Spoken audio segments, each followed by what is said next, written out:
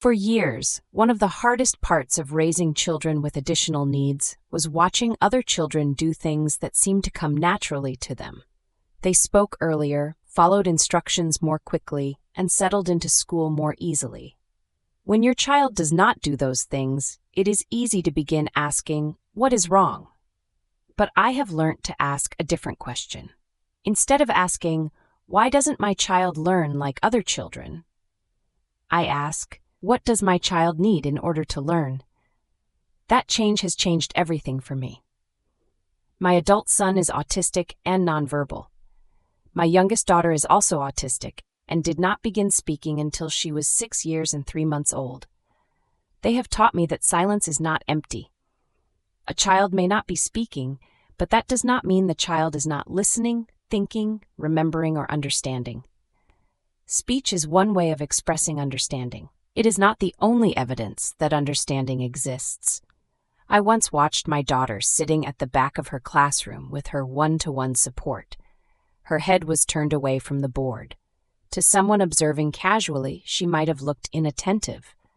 Then a question was asked. While some of the other children were still processing it, my daughter stood up and gave the correct answer. She had been listening all along. That moment taught me something important. Looking is not the same as learning. For some autistic children, looking and listening compete. If we insist on eye contact, we may take away some of the capacity they need to understand us. Their eyes may be somewhere else, but their mind may still be completely present. Learning also begins long before the teacher opens a book. We often underestimate what the journey to school takes out of a child. For many of us, traveling to school is simply a transition. For a child with sensory and processing differences, it can be the first major task of the day. There may be a car engine, traffic, horns, motorbikes, doors, conversation, music, and unexpected changes in the route. There is movement, bright sunlight, crowded pavements, unfamiliar smells, and uncertainty to process.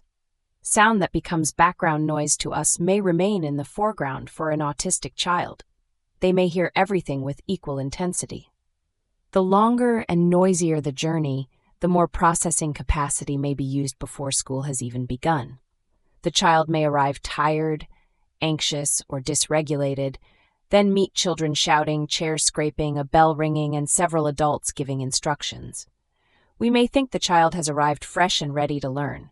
In reality, they may already have completed an enormous amount of invisible work. Sometimes, what looks like refusal, distraction, or poor behavior is a nervous system asking for time to recover. This is why a calm arrival, a quiet space, and a few minutes without demands can matter. A shorter journey, where possible, can matter.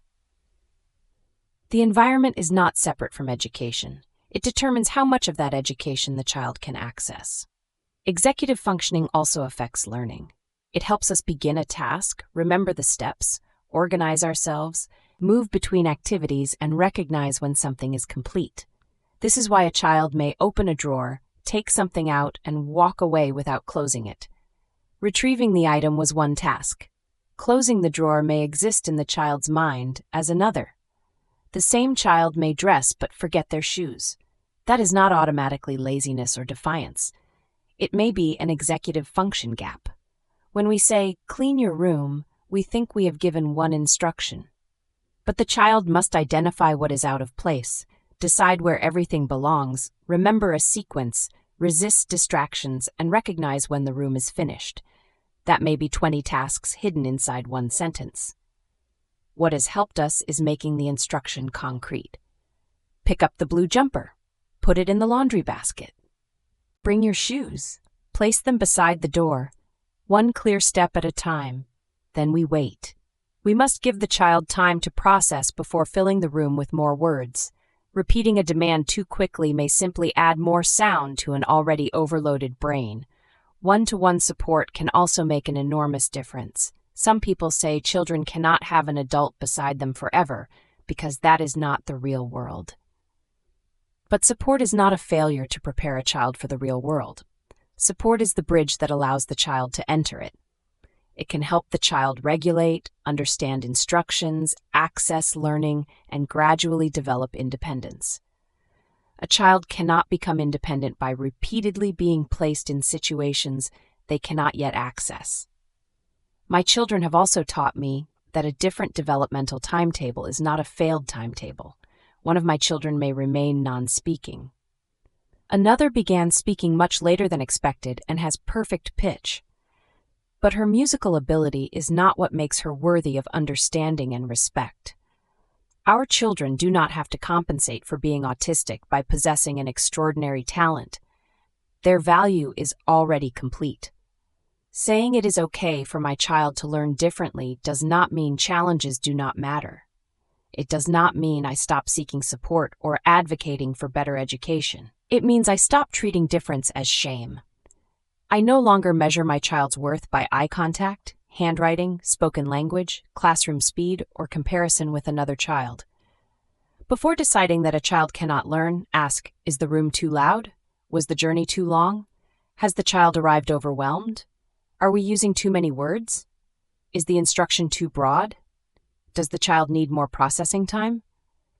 Sometimes the child is not failing to learn. The system is failing to present learning in a way that the child can receive. To the mother watching other children move ahead while your child appears to be standing still, your child is not a failure, and neither are you. Your child may be learning quietly, slowly, or through movement, repetition, music, pictures, objects, and routines that other people do not recognize as education. Their path may look different, but different does not mean empty. At School My Way, we believe education should begin with the child, not with a rigid mold that every child is expected to fit. For practical resources created with Send families in mind, visit speciallymadeshop.com. Please subscribe, share this video with another parent, and tell us in the comments, what conditions help your child learn? Your experience may be the answer another mother has been searching for.